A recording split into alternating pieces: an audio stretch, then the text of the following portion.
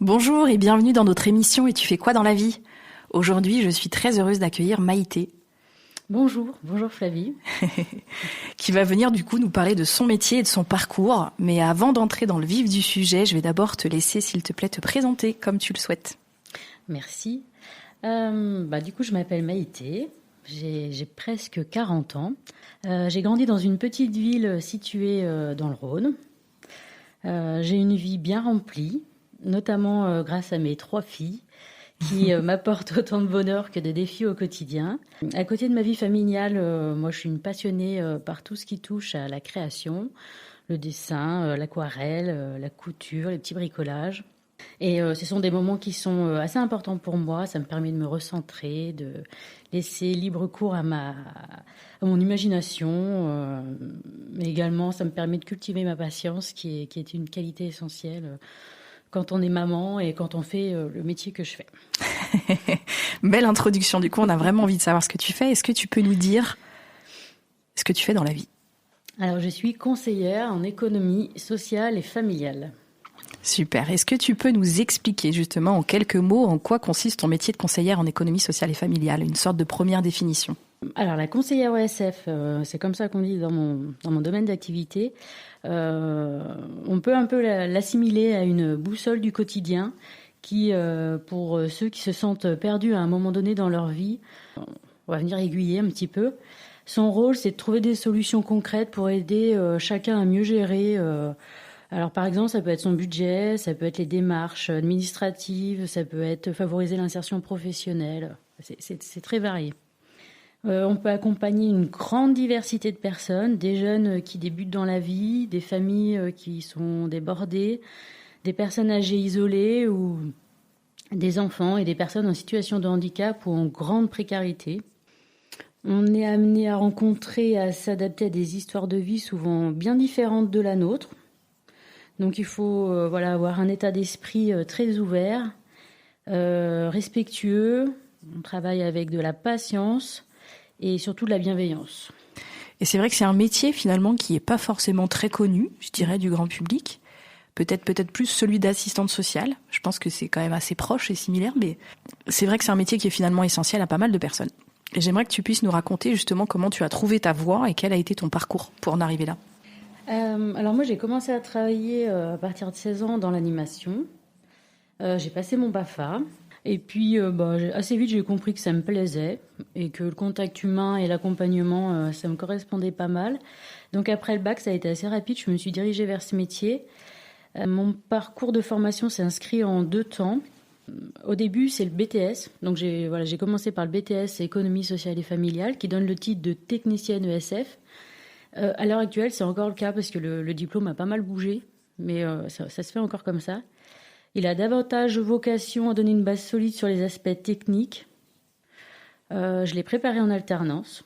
C'est aussi encore possible, mais quand on trouve un patron, ça c'est la partie la plus difficile à l'arrière.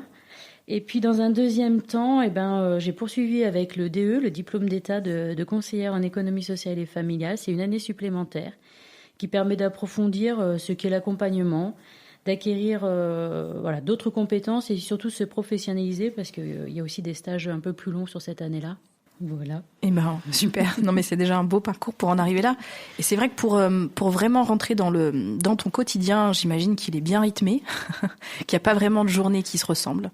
Mais si tu devais justement nous guider et nous montrer à quoi ressemble ton quotidien, qu'est-ce que tu nous dirais sur ton emploi du temps ? Alors pour moi, jusqu'à récemment, je travaillais dans un CESAD, donc c'est un service d'éducation spécialisé et de soins à domicile. C'est un service médico-social qui permet, qui accompagne des enfants et des jeunes de 6 à 20 ans en situation de handicap mental, psychique ou cognitif. Donc ma journée type, c'était des rencontres individuelles avec les jeunes que j'accompagne. C'était pour voir avec eux le quotidien, la vie quotidienne. Ça peut aller de la recherche de stage, créer un CV avec eux, jusqu'à les accompagner à un entretien pour un stage, pour une embauche. Et puis c'était aussi des accompagnements collectifs. Donc j'avais le plaisir d'animer des ateliers cuisine, donc, avec l'objectif de travail autonomie, Qu'est-ce qu'il y a dans mon assiette? Comment je peux me faire un petit repas quand je suis seule? Il y avait également les entraînements aux habilités sociales. Voilà, pour certains jeunes, c'est important de le bosser pour être plus à l'aise dans les situations sociales, que ce soit dans le milieu scolaire, dans le milieu professionnel, avec les amis. Comme quoi, par exemple, quel genre de choses vous faites autour de ça? C'est pas mal des mises en situation, en fait. Expliquer dans un contexte, voilà, pourquoi les gens peuvent dire ça, comment ils peuvent réagir. Toi, qu'est-ce que tu en comprends? Et toi, comment tu peux réagir face à ça, même si ça te vient pas naturellement.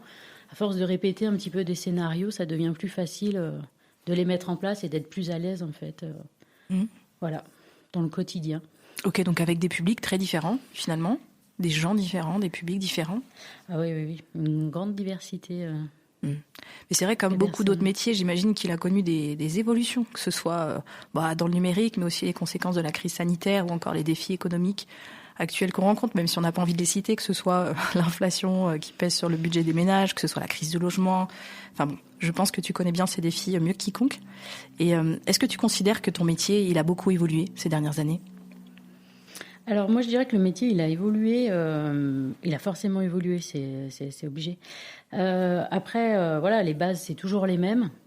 Moi je pense que ça a évolué, mais c'est pas seulement conseillère ESF, c'est un peu tous les métiers du social, de l'éducation, du soin, qui sont en première ligne et qui subissent voilà de plein fouet, je dirais, les changements de la société ou qui est de plus en plus individualiste. On voit aussi monter un petit peu l'intolérance, le manque de communication, la malcommunication qui vient, voilà, qui maltraite, qui nous maltraite tous, j'ai l'impression.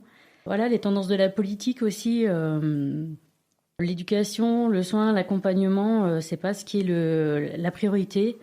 J'ai l'impression qu'on est un peu relégué au second plan. Et c'est ce qui provoque, je pense, nos difficultés au quotidien, nous, pour les travailleurs sociaux et tous ceux dont j'ai déjà parlé, ouais. D'accord, mais c'est vrai que on se rend pas compte, mais tu es vraiment au cœur de toutes ces problématiques et tu dois les subir aussi de plein fouet autant que ces gens-là. Et c'est vrai qu'il y avait une question que je voulais te poser après, mais qui vient pour moi maintenant. C'est vrai que si tu pouvais améliorer justement une chose dans ton métier ou dans ce système-là, ce serait quoi face à toutes ces problématiques? Qu'est-ce qui pourrait améliorer ce quotidien? Mine de rien, comme on a pu me le répéter pas mal, l'argent c'est le nerf de la guerre. Il faut débloquer des sous, quoi. En fait, le fait que on va pas parler de précarité, mais si, il y a quand même plein de domaines où voilà, il y a une grosse précarité et ça influence vachement en fait la politique des associations, la politique des services, la politique. Donc même nous à notre échelle, en fait, ça se répercute sur nous. Il faut chiffrer, il faut tout justifier et des fois c'est pas plus mal, mais du coup ça crée aussi un stress, c'est moins de temps alloué aux personnes qu'on accompagne et ça impacte. Donc nous travailleurs sociaux, ça nous impacte. Peut-être que ça en dégoûte aussi pas mal, hein. Ça devient compliqué de recruter les travailleurs sociaux à l'heure actuelle. Et puis forcément ça a un impact sur les personnes qu'on accompagne. Moins de temps, peut-être moins de disponibilité mentale, cognitive. Donc trop de paperasse, finalement, trop de démarches, trop de choses à faire, pas assez d'aide. C'est ça pour résumer. Donc il faudrait plus d'argent et des choses facilitées peut-être en termes de... Je suis pas contre le fait qu'il faut écrire, qu'il faut laisser des traces, il faut expliquer, c'est vrai que voilà, l'argent, il faut le justifier, ça tombe pas du ciel. Mais alors dans ce cas-là, c'est quelque chose à prendre en considération parce qu'en fait, au fur et à mesure du temps, il faut toujours faire plus avec moins de temps et en faisant encore plus de choses. Mais à un moment donné, il faut faire un choix. Voilà, on peut pas presser jusqu'à. Donc accorder peut-être plus de temps à chaque projet, de manière générale. Oui, je pense. Ouais. Ah oui, là, on est vraiment dans l'instantanéité. Ok. Tout de suite maintenant. Donc on a déjà parlé pas mal de certains aspects, mais c'est vrai que on aimerait maintenant parler un petit peu des qualités qu'il faut avoir pour exercer ce métier, parce que je pense que tout le monde ne peut pas être conseiller ou conseillère en économie sociale et familiale. Donc selon toi, quelles sont les compétences et surtout les qualités indispensables pour exercer ce métier ?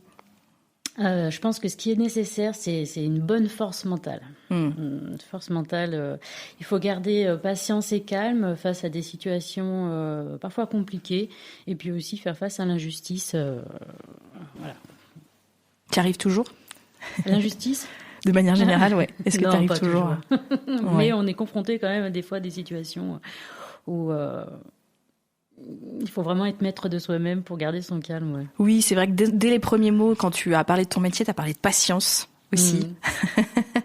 J'imagine que c'est pas toujours évident, et c'est vrai que dans la projection, quand on veut pas, de pas se projeter sur les autres, ou en tout cas de garder cette distance-là, ça doit pas toujours être évident de pas ramener tout chez soi. Donc, est-ce que tu as des techniques? Comment tu fais?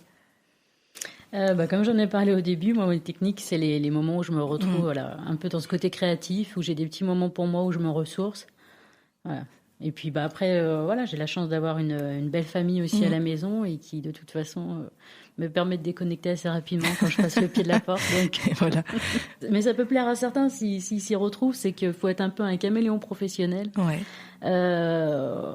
Au fur et à mesure de la journée, même oui, au sein d'une même journée, on peut être conseiller, on peut être un peu psy, on peut être assistant administratif, et puis voilà, il m'est même arrivé d'être déménageur, quoi. Donc il faut être multipasse. Il faut savoir tout faire.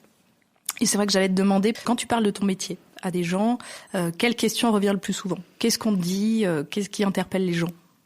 Alors, bizarrement, on me demande si je suis saisonnière. Saisonnière? Ouais, parce qu'en fait, j'ai constaté au fur et à mesure que ESF, on confondait économie sociale et familiale avec école française de ski. Et du coup, tu réponds quoi à ça? C'est pas tout à fait pareil. On n'a pas tout à fait les mêmes conditions de travail.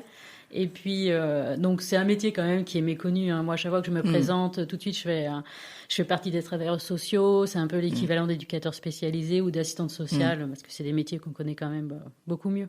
Justement, tu travailles avec ces autres professions que tu viens citer, éducateur spécialisé ou assistante sociale, où souvent vous êtes soit l'un soit l'autre et vous avez les mêmes postes? Ça dépend où on travaille, mais on est quand même beaucoup amenés à travailler ensemble. On est vraiment partenaires.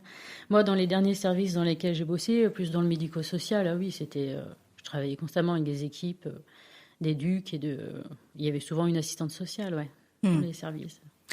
Et travailler dans l'accompagnement social, ça doit provoquer une large palette d'émotions. Et je me demandais justement quelle émotion ton métier suscite le plus souvent chez toi. Qu'est-ce qui ressort le plus? Comme tu dis, il y a une large palette.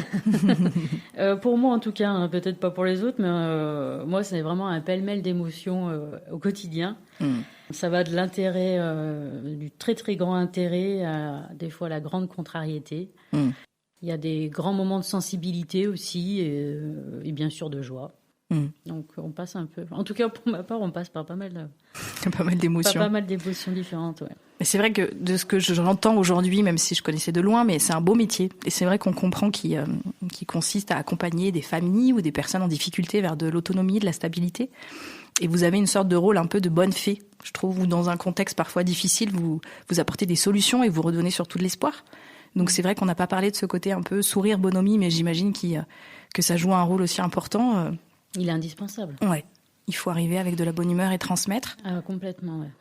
Et est-ce que justement, tu aurais des exemples concrets à nous partager où ton intervention a vraiment changé la vie de quelqu'un, où tu t'es dit, il y a des rencontres, où il y a des moments un peu magiques, des choses qui t'ont marqué? Je ne pourrais pas dire qu'il y a un événement en particulier ou une personne.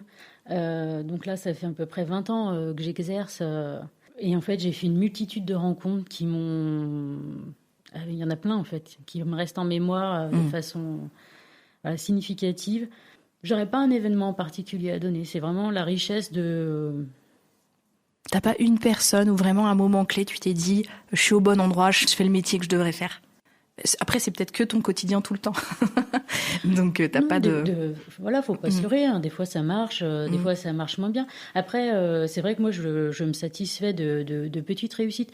Mais voilà, un jeune qui s'épanouit et qui arrive à mener son projet professionnel alors que dans un premier temps, juste de sortir de la maison, c'était un petit peu compliqué. C'est une réussite. C'est top, quoi. Et c'est ça pour toi, justement, la plus belle des réussites, la satisfaction de ton métier, c'est ça? C'est quand tu vois les gens...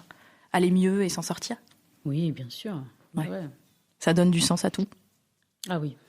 Ouais. Et pour terminer, je voulais te proposer justement un petit jeu pour personnifier ton métier, c'est-à-dire une sorte de petit portrait chinois du métier de conseillère en économie sociale et familiale. T'es prête?